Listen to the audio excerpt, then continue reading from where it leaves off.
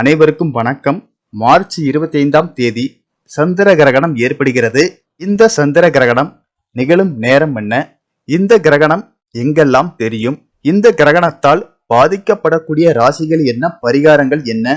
இந்த கிரகணத்தின் போது நாம் செய்யக்கூடியவை என்ன, செய்யக்கூடாதவை என்ன என்பதை பற்றி விரிவாக தெரிஞ்சுக்க வேண்டும்னா இந்த வீடியோவை கடைசி வரைக்கும் ஸ்கிப் பண்ணாம பாருங்க. வீடியோக்குள்ள போறதுக்கு முன்னாடி இந்த வீடியோக்கு ஒரு லைக் பட்டனை பிரஸ் பண்ணிக்கோங்க.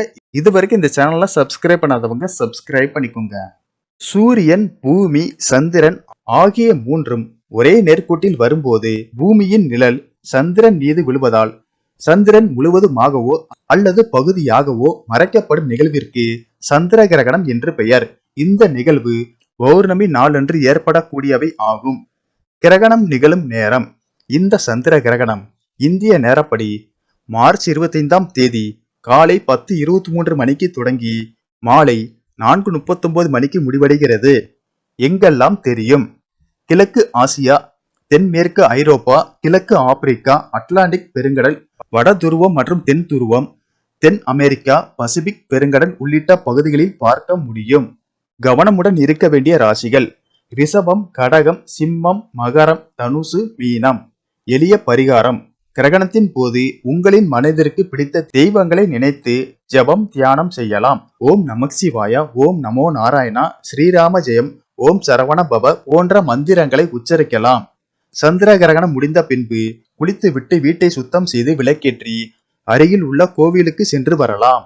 கிரகணத்தின் போது செய்யக்கூடாதவை: கிரகணம் நடைபெறும் சமயத்தில் கிரகண அலைகள் தாக்காமல் இருக்க வெளியே செல்லக்கூடாது. குறிப்பாக குழந்தைகள், கர்ப்பிணி பெண்கள் வீட்டை விட்டு வெளியே செல்லக்கூடாது. கிரகணத்தின் 1 மணி நேரத்திற்கு முன்போ அல்லது பின்போதான் சாப்பிட வேண்டும். கிரகண சமயத்தில் கர்ப்பிணி பெண்கள் கத்தி உள்ளிட்ட கூர்மையான பொருட்களை தொடவோ கையில் வைத்திருக்கவோ கூடாது. கிரகண சமயத்தில் சண்டை, அவதூறு சொற்களை தவிர்க்க வேண்டும். கிரகணத்தின் போது செய்ய வேண்டியவை: சந்திர கிரகண நேரத்தில் முன்னோர்களுக்கு தர்ப்பணம் கொடுப்பது நல்லது. யாகசாலை அமைத்து ஹோமங்கள் செய்வது மிகவும் பலன் தரும். கிரகண கதிர்கள் தாக்காமல் இருக்க உணவுப் பொருட்களில் தர்ப்பை புல் போட்டு வைப்பது மரபாகும். கிரகண சமயத்தில் இஷ்ட தெய்வங்களை நினைத்து ஜபம், தியானம் செய்வது கூடுதல் பலனை தரும். மாணவர்கள் பாட புத்தகம் படிக்கலாம். சந்திர கிரகணம் முடிந்ததும் தண்ணீரில் உப்பு, மஞ்சள், 3 வேப்பிலை கலந்து குளித்தால் கிரகணத்தால் ஏற்பட்ட கண்ணுக்கு தெரியாத கிருமிகள் மடியும்.